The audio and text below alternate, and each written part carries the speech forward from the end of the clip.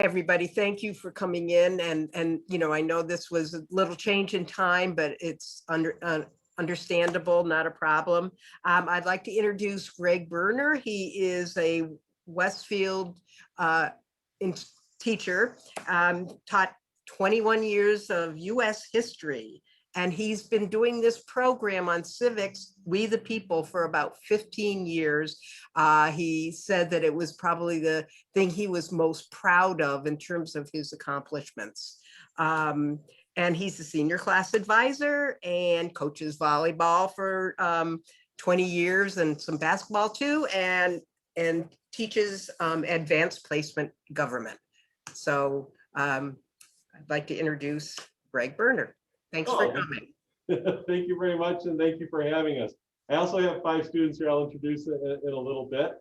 But I think you hit the nail on the head when you say that in my professional career, one of the things I am most proud of is bringing We the People here.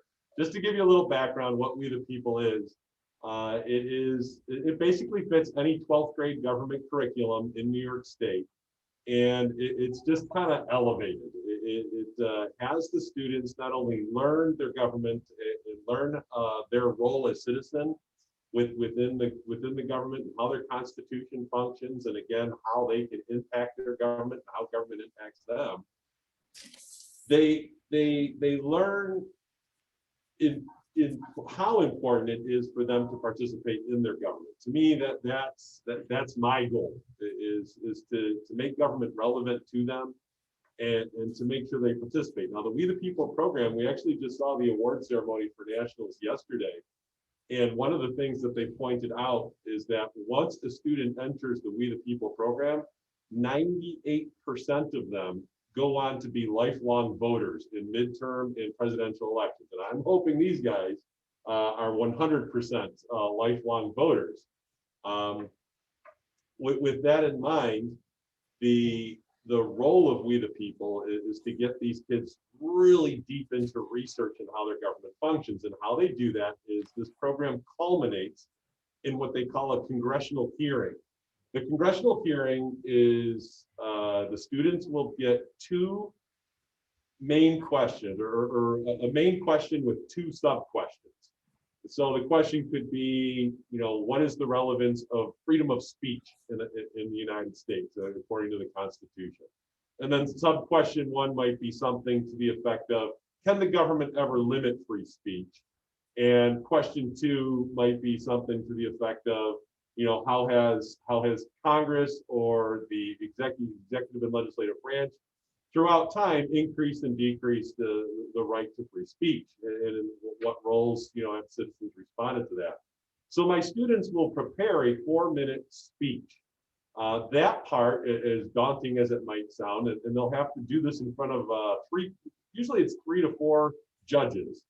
They'll do this 4-minute speech. And that's one thing over my 15-year career that I've become a lot better, I suppose, at preparing my kids to do. But the trick, and this is where the students really come into, and it really comes down to them and how serious they take their role, is the 6 minutes of follow-up questions that they can't prepare for. They can prepare for it, but they have no clue what the 6 minutes of questions is going to be.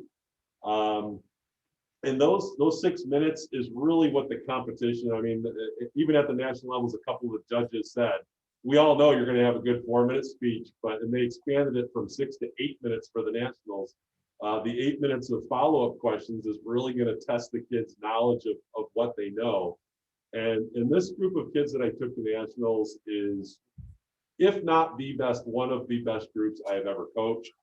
And they very much deserve the 2nd place finish they received in New York State. They got an invitation as a wild card representative of New York State. And one of the things that I like to point out, and I kind of gave up on it, to tell you the truth, about 7 years ago. For the first 8 years of me doing this, I tried to get other schools to compete, to get other schools to try this program out, because I feel like it's really cool and it's really quite important. And we even had schools travel with us to watch us compete. And common the common response that I receive from other teachers is there's no way I can get my kids to do this. Now Westfield is just a small rural school. And we depend on the students that I'm about to introduce you to. We depend on these kids to be in our sports programs, in our music program, in our art program, in our language, program, and then this crazy thing in our social studies program. So these kids, I think they're going to go off to college as well-rounded students, and they'll be very successful because of it. And there's a lot of schools out there larger than us. There's no school this side of Syracuse, no school that competes in this really daunting competition.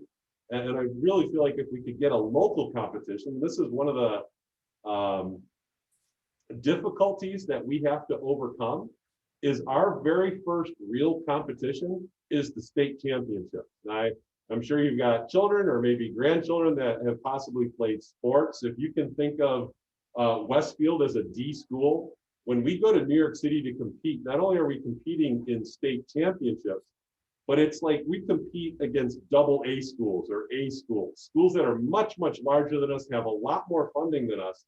And the fact that they achieved second place in New York State is just crazy awesome. So I'm very, very proud of what they did this year. But as far as the competition goes, but what I'm most ecstatic about at the end of the day is I firmly believe they're ready for college or whatever they want to do after high school.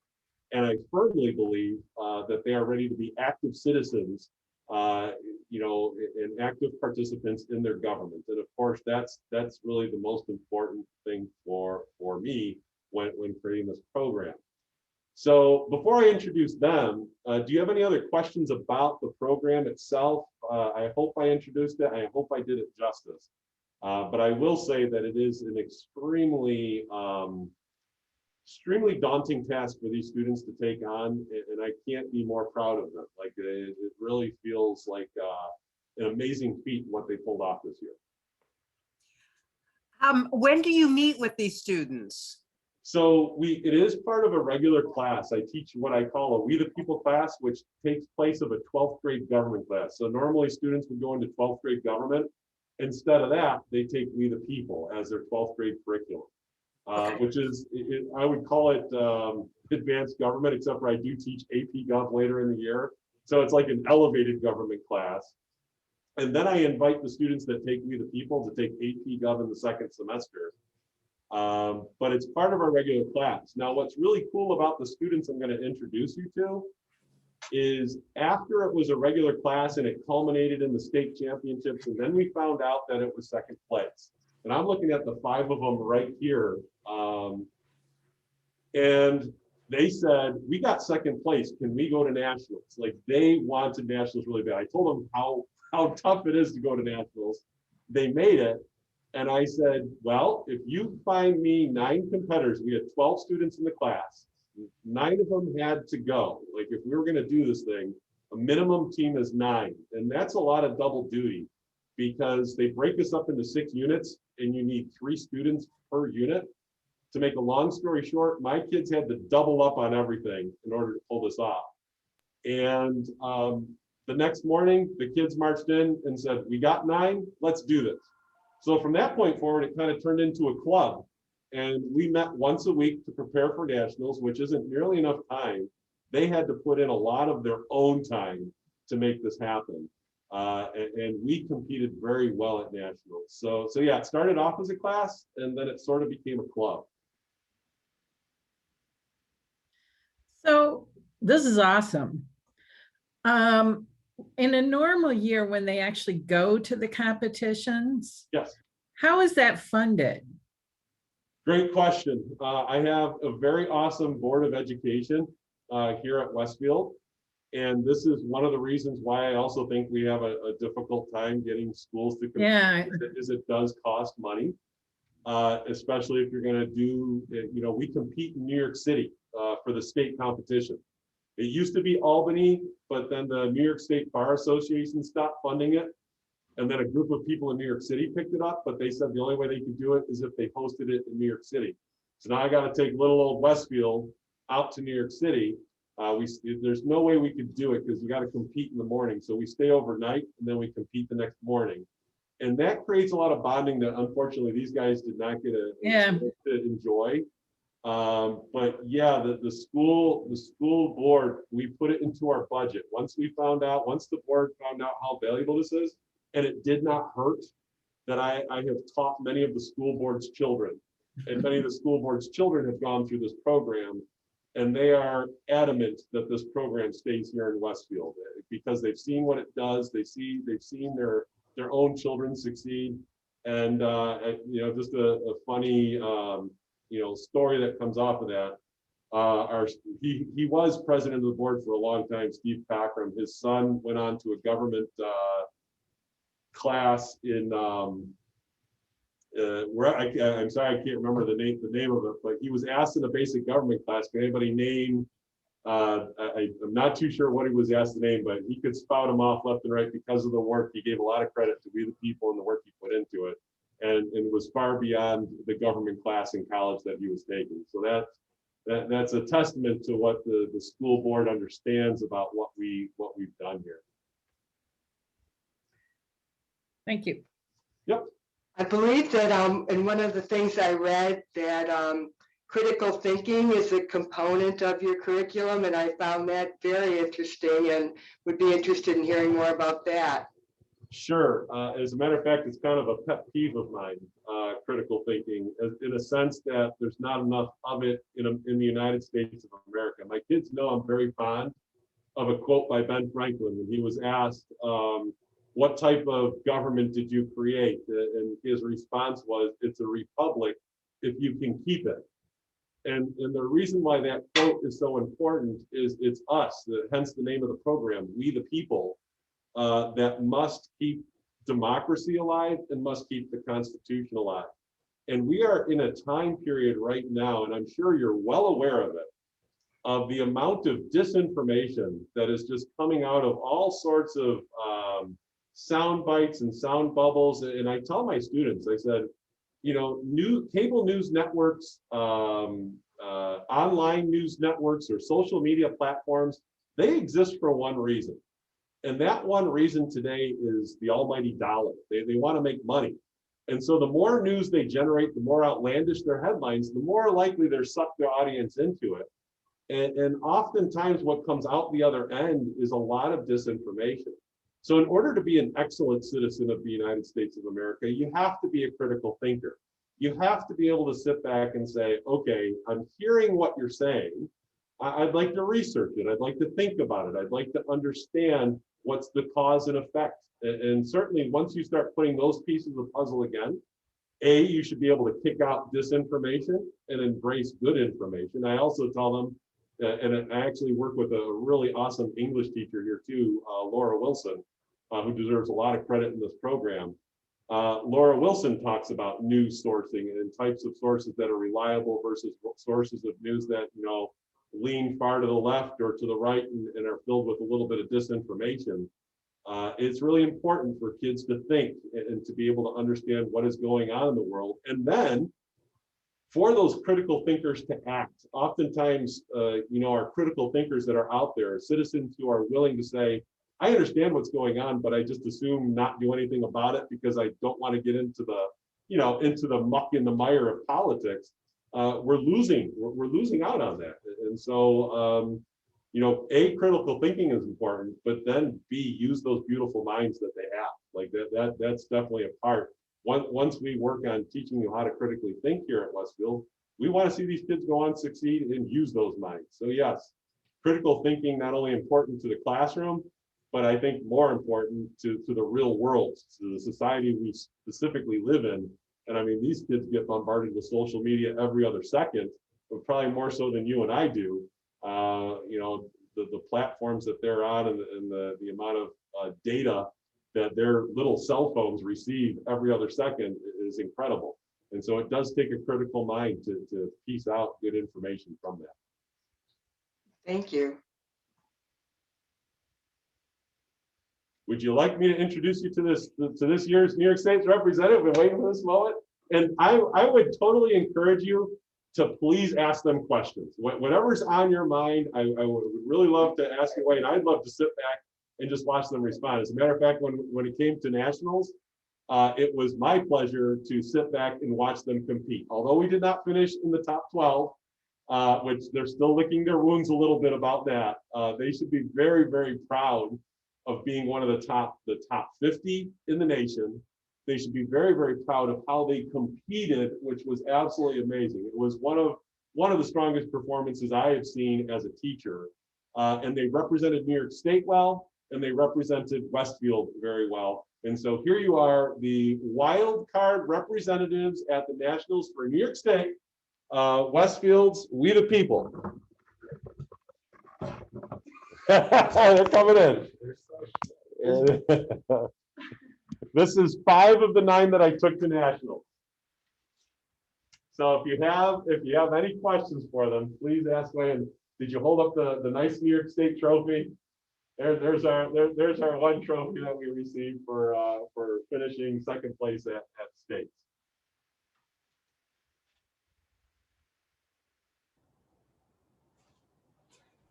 Don't be shy. If Mary saw, mute button was on. Okay. One of the goals is for you to participate in government throughout your life.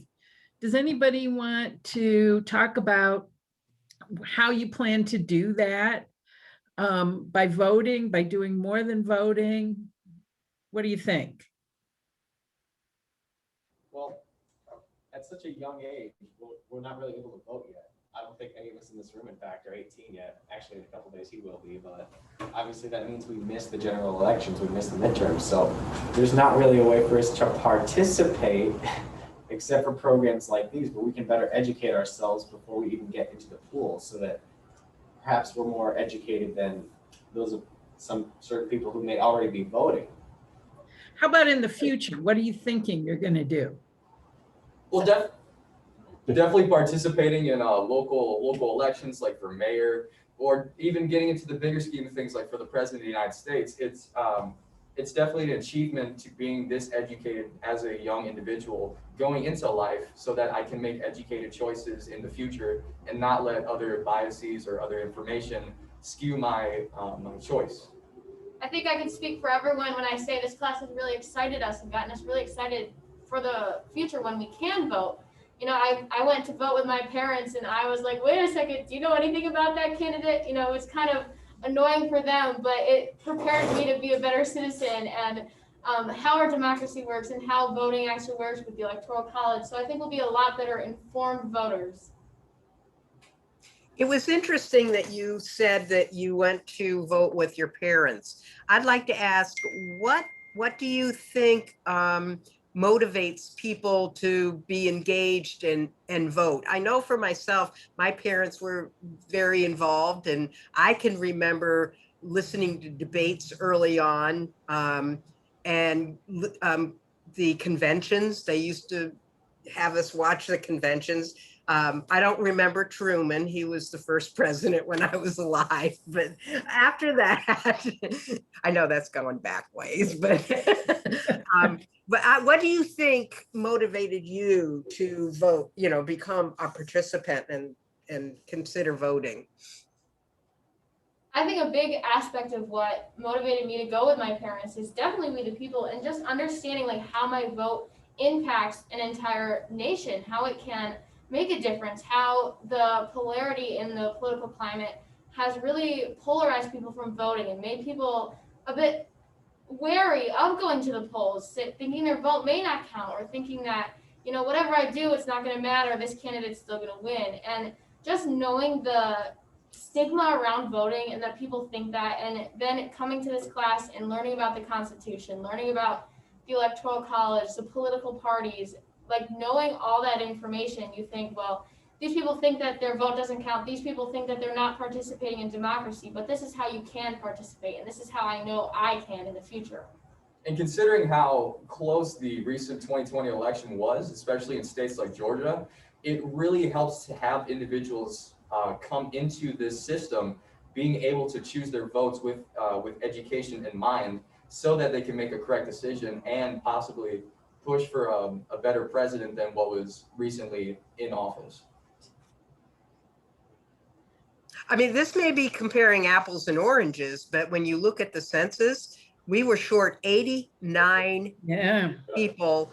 And we lost a congressional district. That, that's important. But, if you don't think your vote or your, voice is not heard, 89 people out of the whole state, that's pretty terrifying, I guess. Well, I guess that shows the power of having a representative democracy, because Right. when you allow the people to have a say in their government, it does make a difference between how many people actually matter, and everyone matters. Good answer, yes. They've all been good answers, yes. I was wondering, what would you say if you went to other schools to encourage students to get involved in a program like this, or encourage the teachers to work together for a program like this? I would start off by not telling them how much work it takes. Okay. Anybody want to answer that question? Sure, I'm sure. Apart from how much work it takes, it's really just such a great opportunity to be more confident in yourself, be more confident in your own political opinions. You can use the things you learn here to sort of back up what you already believe and possibly change your beliefs to something more correct or more forward thinking. And along with that, you can just be so more in tune to government. Like, you can understand how it works, how you're going to function in the future, to know that it's not just some construct out of your reach. I think that schools have this really unique opportunity to mold the next generation into future democratic citizens, into citizens who are well informed. I would just tell the teachers and the school board and the students, like, this is your opportunity to learn more about your democracy. And teachers, this is your opportunity to teach students. You don't want to pass down a democracy that is so far gone and pass it to people who don't know how to build it back up. You don't want to pass on to the next generation something you don't think that they're going to be able to handle. So it's the school's responsibility, their unique responsibility, to teach students how to become better citizens of their democracy. And I'd actually disagree with Mr. Birner on this. I would actually tell them how much work and time and effort goes into this program, because we want to create it. We want to push for a generation that is educated and has a strong work ethic. So if they're unmotivated by putting in some work and some challenge, then we have a bigger problem than just getting our generation into politics. Well said. Excellent, yeah. Wonderful, thank you.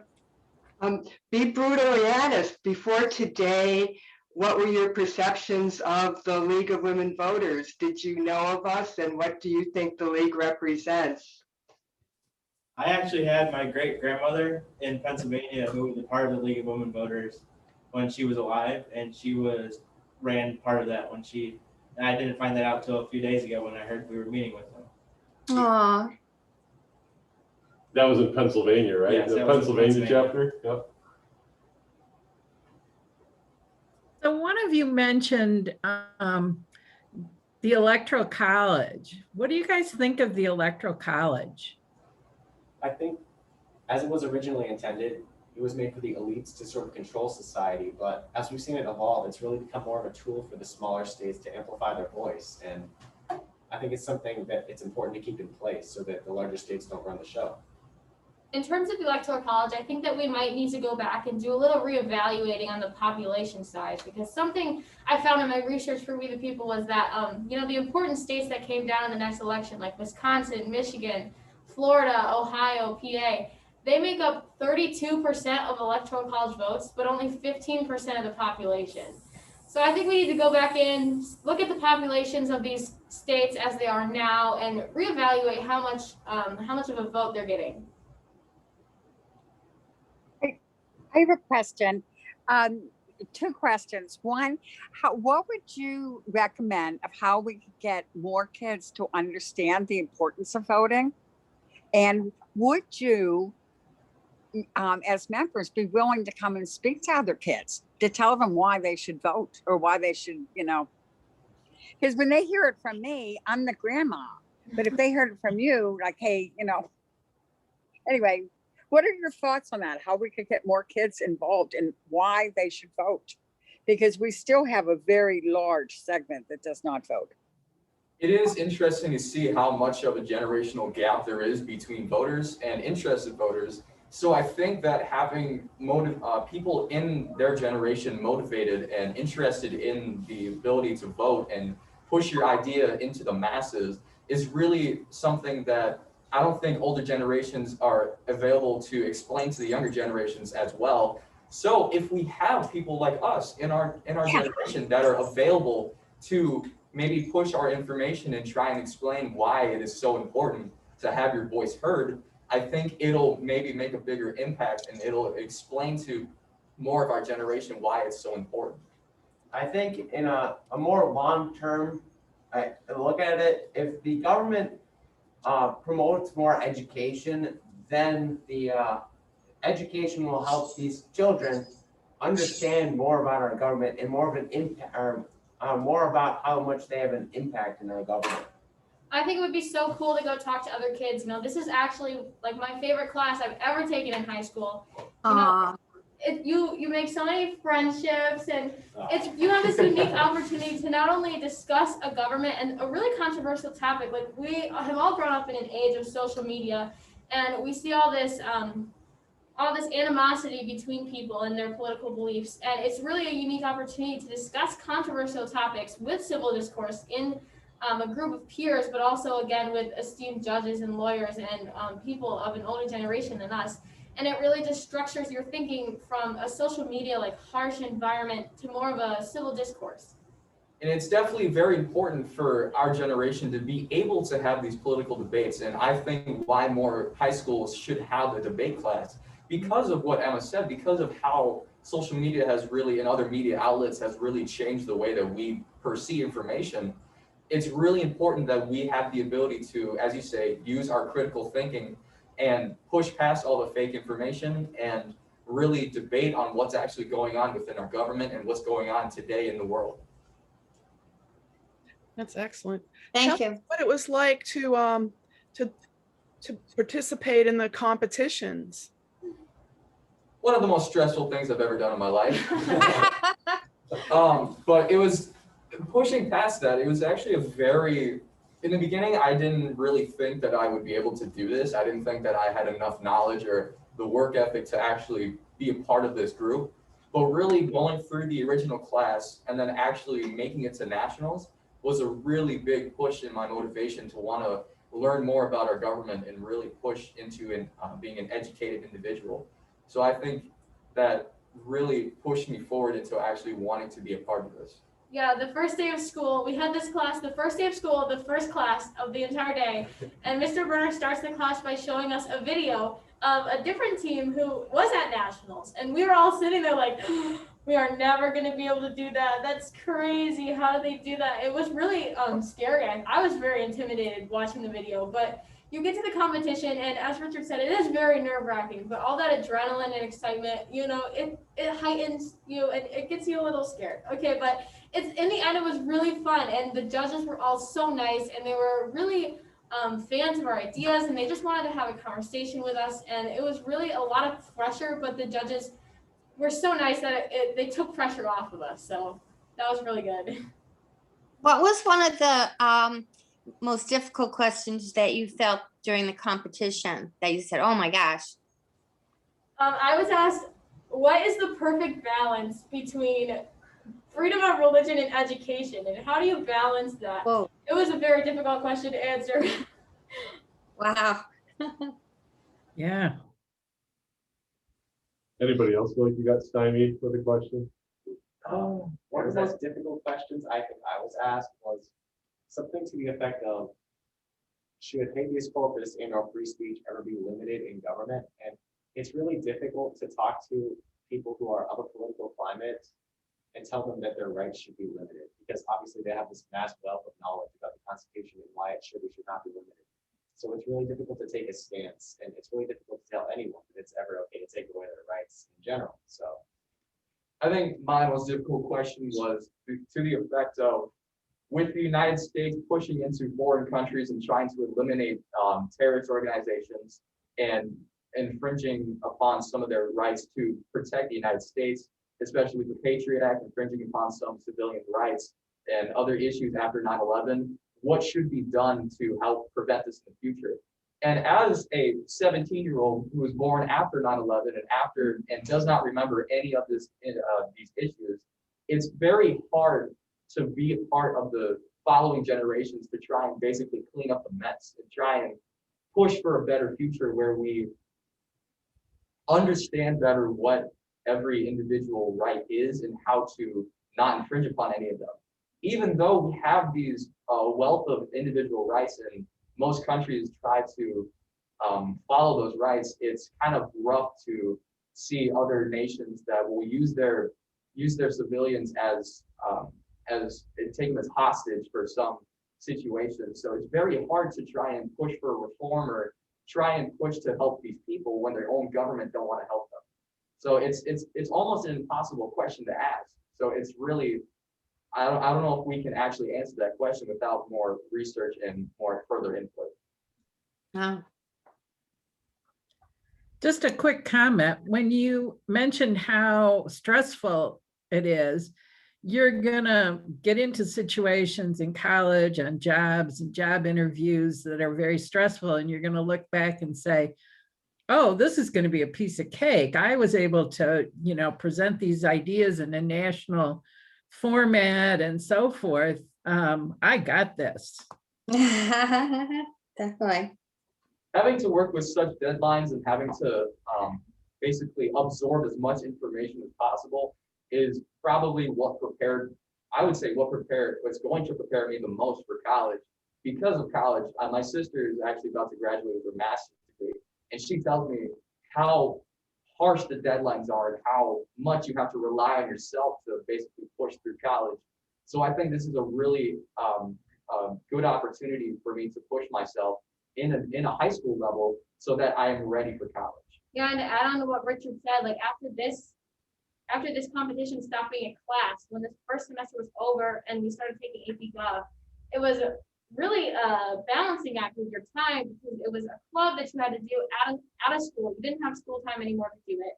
We had to write four speeches to prepare for follow-up questions. We had to study Supreme Court cases and the Constitution and know it like the back of your hand. And balancing all that with AP Gov, college classes, AP microeconomics. It was just a lot of their, and then we started our school musical in the middle of that. So we were doing the musical. We had musical practice every single night. We had nationals right around the corner. We have AP tests like the next week after nationals.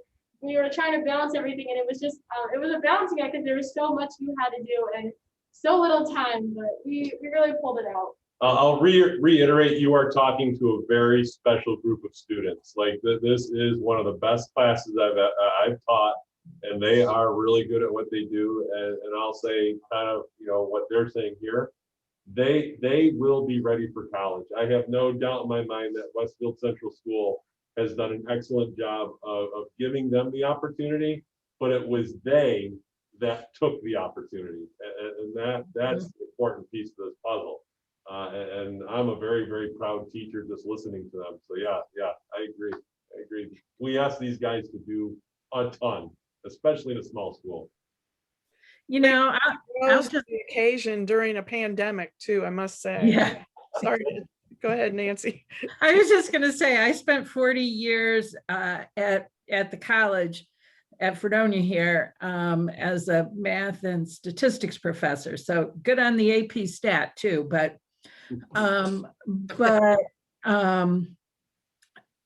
what you said about taking opportunities is really important. I think so many people get to college and don't take opportunities. Yeah, that's so true. There's so many, you would think in a small school, there'd be less opportunities. There'd be less opportunities to grow and be well-rounded and expand yourself. But Westfield's done a really good job. We're all in the school musical. I know most of us have all played sports this year. We are in We the People.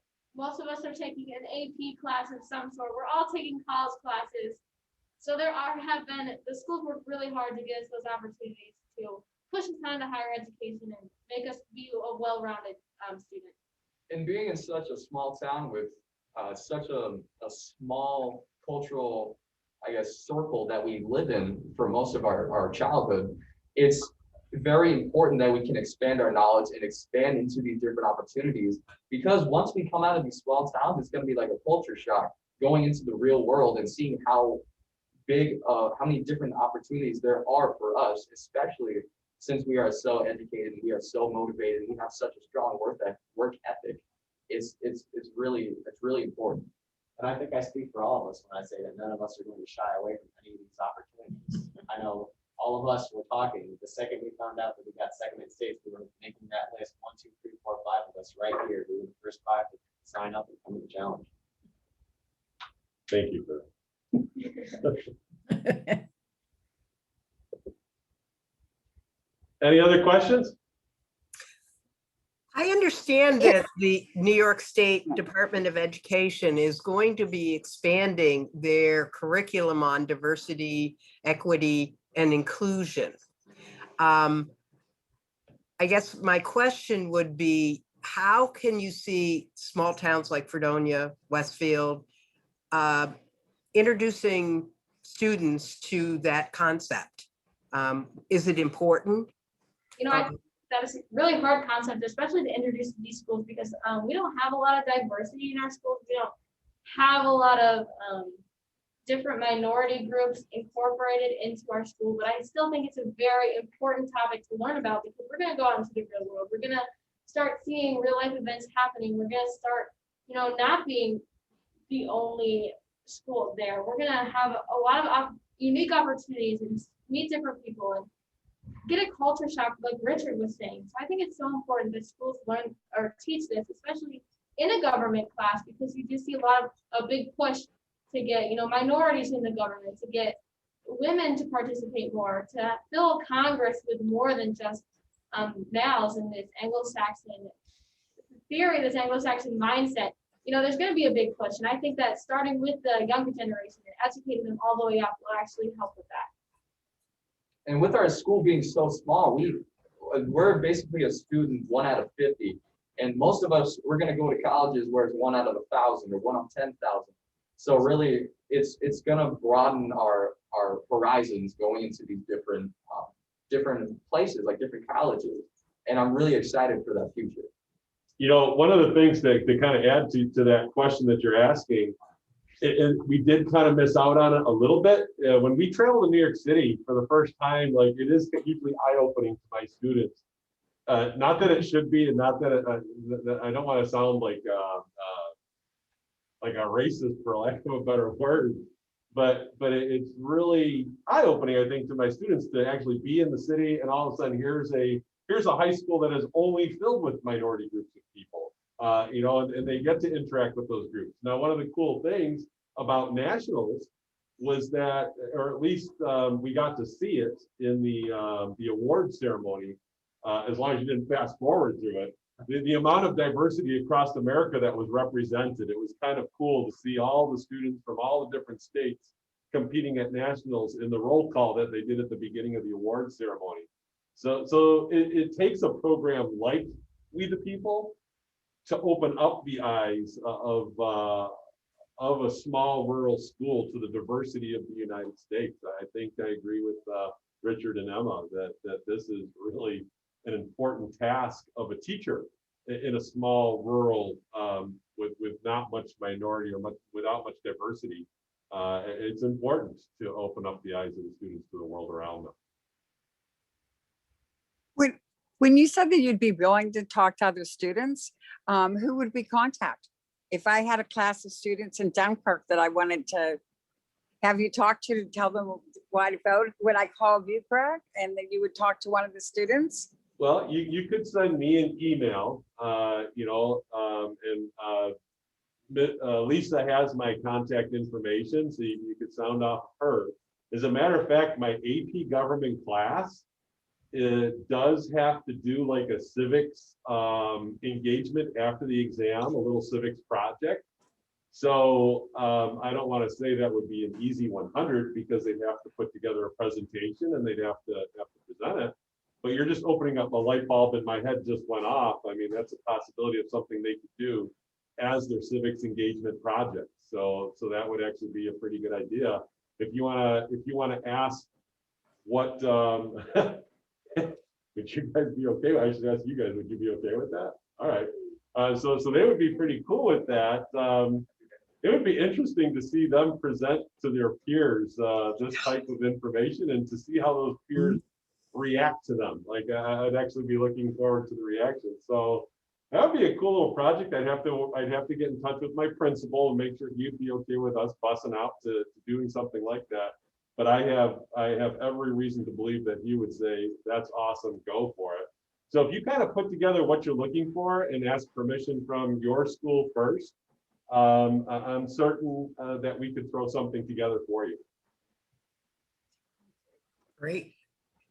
I heard one other question, and this is just like your opinion. What do you think about property taxes funding schools? So the rich areas get better schools and more, right? And the poor get lesser. And I'm throwing that out to you students. As a matter of fact, this is the classic "we the people" question. So I'm excited to see how they answer it. This is the type of stuff the judges ask us. So we just took an AP Gov test on Tuesday, and this is actually one of the questions that the Supreme Court dealt with, in San Antonio Independent School District in Texas, when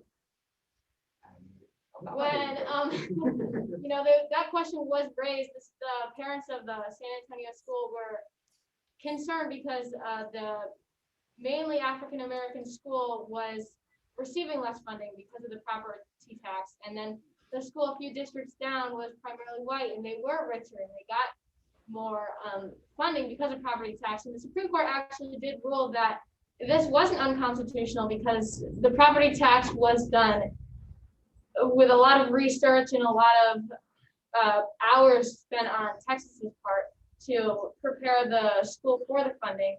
However, we do believe that schools should receive funding, and minority schools, included schools that contain primarily minorities, should never be overlooked and should, of course, receive as much funding as any other school.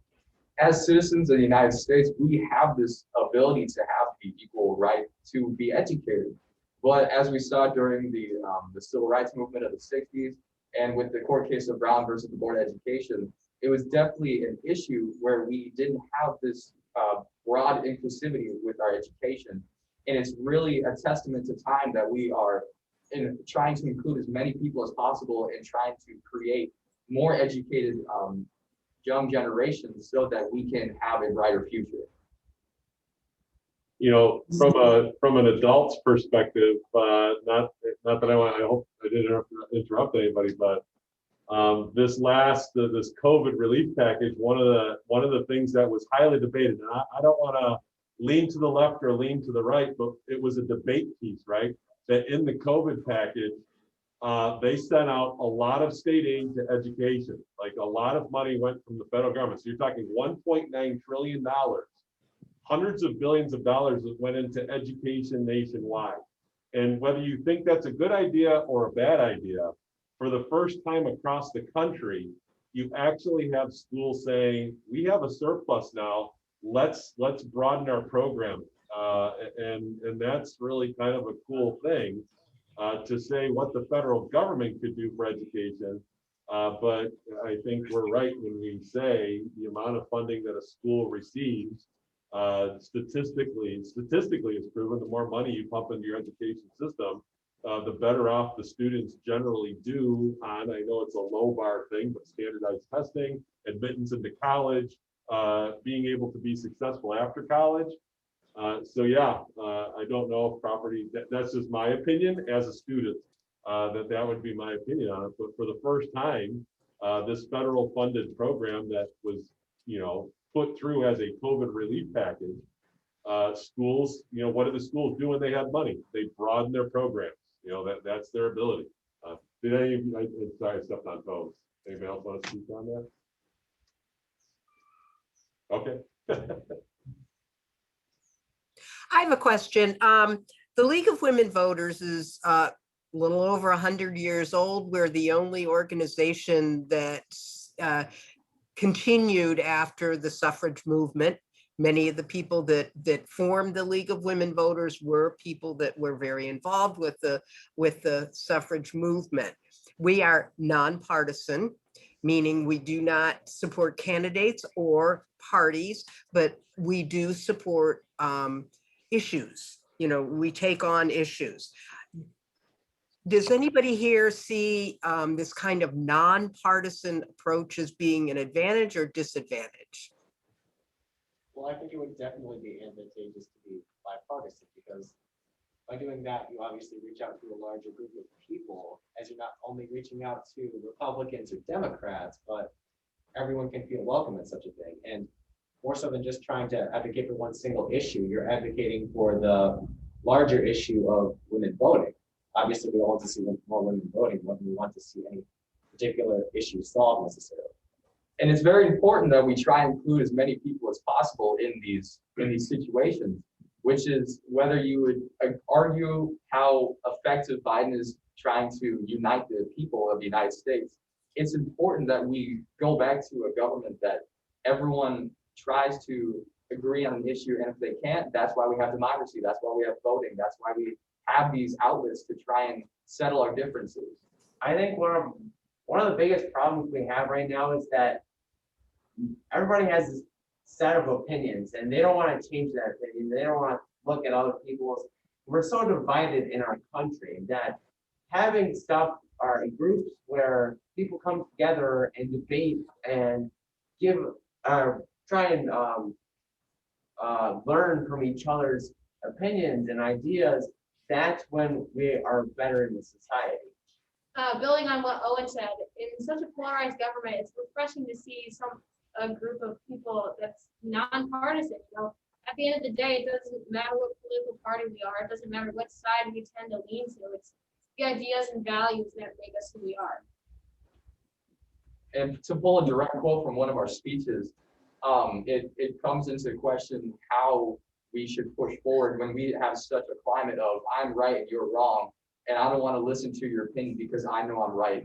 And this one news media outlet told me so, but this other one that disagrees with me, I'm going to pretend that doesn't exist because my opinion is right and you're wrong. I have a question regarding that, I want to hear your opinions. One, I was in a group where we had people from the left and the right, and the main thing that I learned from that group is we could not agree on sources.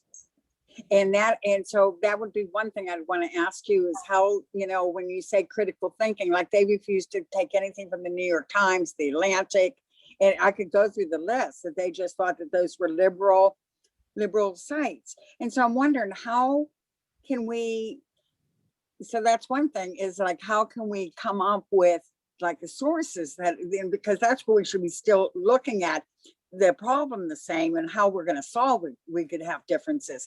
And then my second question to you, when you said opinions, but there's some things that are not opinion, like climate crisis. That's not an opinion, that's science. And so I'm wondering how you get over like on things like that to take the politics out of, and like these vaccines.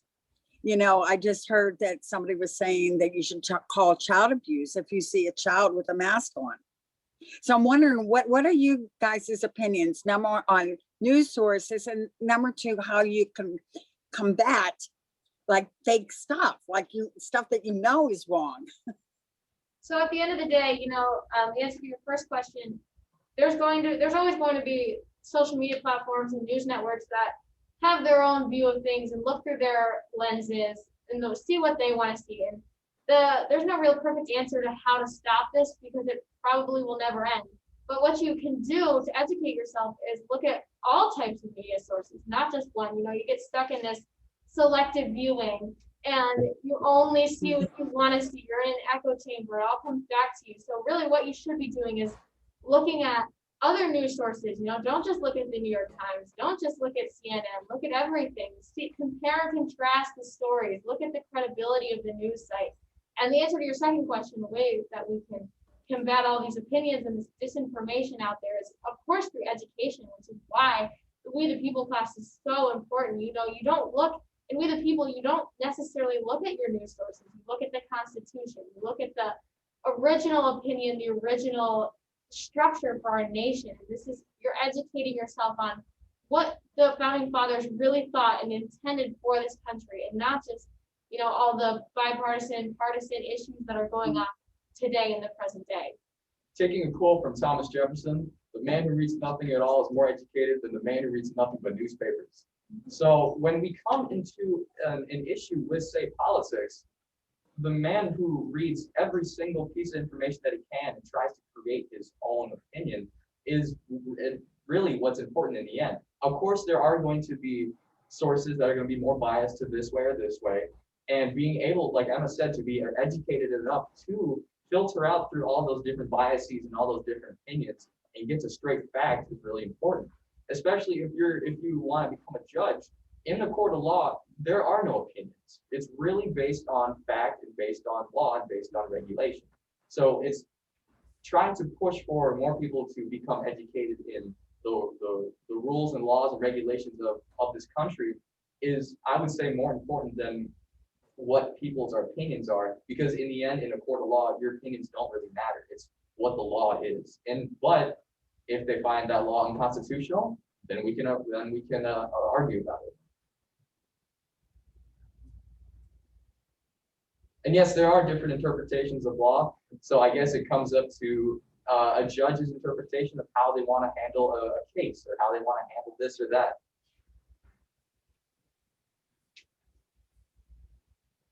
Anybody else have any questions?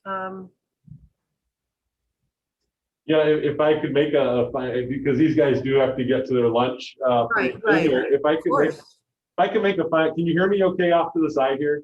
Yes. Okay. If I could make a final statement of maybe one thing that I did not say, but you heard my students say it several times, and I'm very proud that they're using this term, civil discourse, right? So to go back to the argument of, should we vaccinate? Should we not vaccinate? Is there climate change? Is there not climate change? Is there, more funding for education, less funding for education? I mean, we could, if you really want to blow up a room, right? Pro-choice, pro-life. There's so many issues out there that divide us. But what I wish America could hear from a program like We the People is there's always going to be more that unites us than ever divides us. And one of the big things is we need to get back to this term civil discourse. And what the point of civil discourse is taking a hot button issue and saying, hey, you and I might be from the left or from the right, but let's just sit down and discuss our ideas. At the end of the day, you might have to say, we're just gonna have to agree to disagree, but it cannot end with an argument. It cannot end with a you're stupid or you're a moron. That's the opposite of civil discourse. That's what's kind of gotten our country to where it is today, to the point where we're shutting off each other and all those things that unite us and make us great, as we are still that beacon on a hill. I really believe that. As a citizen of the United States, this country is, I'll just say it, it's the best. It is one heck of a government that we've created here. And I think I'll end where I finished. Ben Franklin said, it's a republic if we can keep it. And part of keeping it is being able to have all these 430 million different ideas out there and being able to get together at one big dinner table and be able to talk about it without chopping each other's heads off. So civil discourse is the beginning and it is the end of what democracy should be. So we need to be able to have those conversations. And I appreciate the fact that the League of Women Voters is a bipartisan group of women. And I hope you guys sit at your large dinner table of the League of Women Voters dinner table, and you sit down and you have good conversation. And sometimes you have to agree to disagree, but hopefully you can find the things that you agree on, and that's where we can really move our country forward. I have to add, we have quite a few men that are members. Great. I was going to say, I'm glad they're invited to the dinner table too. all of you can join. Yeah, quickly, it keeps that name because of some kind of legal problems with changing it and philosophical problems with changing it, but there are men in our group too. Well, I want to thank you, students, and Greg, you did a wonderful job. I learned stuff. Thank you for teaching me. And I do appreciate your time, which is valuable. Thank you so much for inviting our team here. It's nice to hopefully get the word out. So thank you so much for having us. Okay. Enjoy your lunch. You're awesome, So kids. much. Thank you. Thank you, kids. Thank you. Thank you.